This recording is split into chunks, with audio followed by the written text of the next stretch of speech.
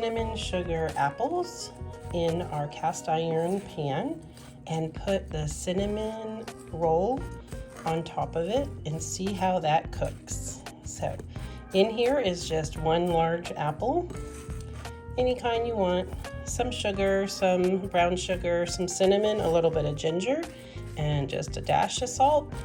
And I'm going to put this in the pan, but I'm first going to melt some butter.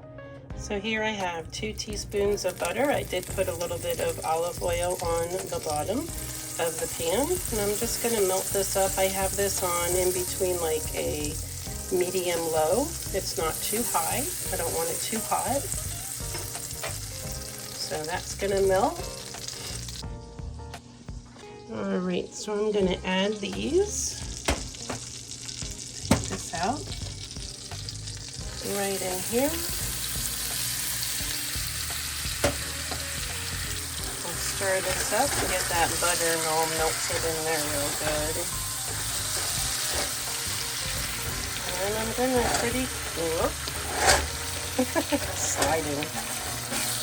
Pretty quickly add my cinnamon rolls. So that way it can cook on low.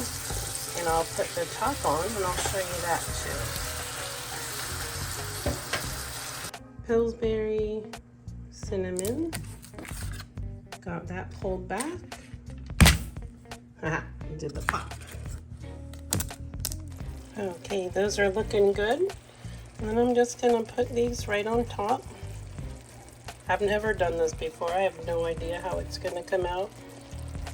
It's like a science experiment. I don't even really know if you can do this with cast iron. Hopefully it's not gonna all like stick to the bottom and be gross. But we're gonna give it a try and see what happens. There we go. I'm gonna warm this pan up on the burner for just a little bit, and then I'll put this on top of the pan, and hopefully it will cook like a little Dutch oven kind of thing, maybe. So now I'm going to take this, put it right on top. Alright, so I flipped them after they cooked probably about 30 minutes on a very low setting. And then I just put the frosting on top of it, and oh, they look so delicious. Alright, well there's the cinnamon rolls with cinnamon apple on the bottom. And we cooked it with this, and I removed the lid a few different times so that way I could wipe off the water. All right, they look so good.